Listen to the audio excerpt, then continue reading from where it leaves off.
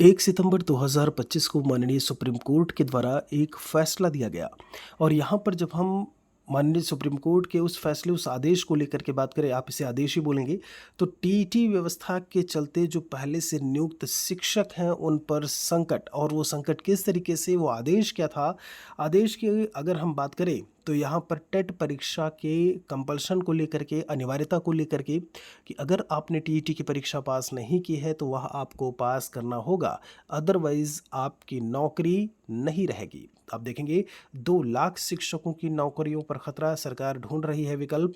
यहाँ पर इनकी संख्या हजारों में नहीं लाखों में है। आप लखनऊ से प्रकाशित अमृत विचार से खबर देख पा रहे होंगे कि प्रदेश के परिषदीय स्कूलों में कार्यरत करीब 2 लाख शिक्षकों की नौकरी पर तलवार लटक रही है। और मैं केवल उत्तर प्रदेश की बात कर रहा हूँ। ये जब माननीय सुप्रीम कोर्ट के फैसले की बात करें तो पूरे भारत पर लागू होता है।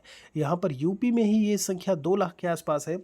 कारण बना है सुप्रीम कोर्ट का हालिया फैसला, जिसमें स्पष्ट किया गया कि टीचर एलिजिबिलिटी टेस्ट उत्तीर्ण किए बिना कोई भी शिक्षक जो है वो पात्र नहीं माना जाएगा। ऐसे में योगी सरकार ने शिक्षक संगठनों की चिंता के मद्देनज़र शिक्षा विभाग को व्यावहारिक कार्य योजना बनाने के निर्देश दिए हैं।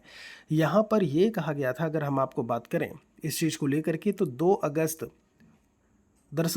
2010 को एनसीटीई ने गाइडलाइंस जारी की थी, जिसमें स्पष्ट किया गया था कि जो शिक्षक पहले से कार्यरत हैं या जिनकी भर्ती प्रक्रिया पहले से चल रही है उन पर यह परीक्षा लागू जो है वो नहीं होगी। जरा इस चीज़ को समझिएगा अच्छे से। आगे है 3 अगस्त 2017 को केंद्र सरकार ने नया नियम जारी कर दिया और सभी राज्यों को जानकारी दी कि 2019 तक हर शिक्षक को टीईटी पास करना होगा।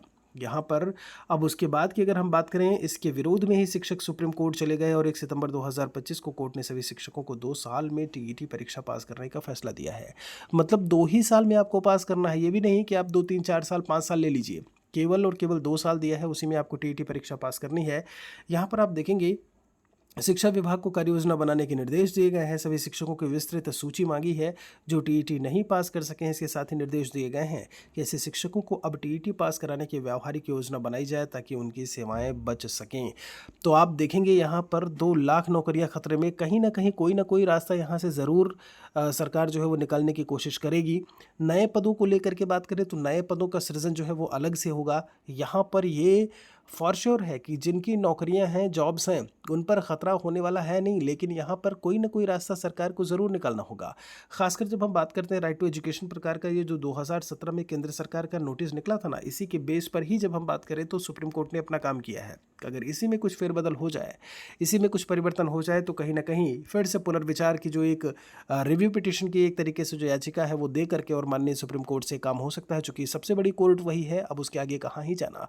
तो यहाँ पर कहीं ना कहीं वास्तव में वर्तमान समय की बात की जाए, आप देखेंगे खबरों में, तो जब हम शिक्षकों की बात करें जिन्होंने टीईटी परीक्षा पास नहीं की है, वो अत्यंत परेशान हैं। एक और वीडियो के साथ में हम जल्दी मिलेंगे।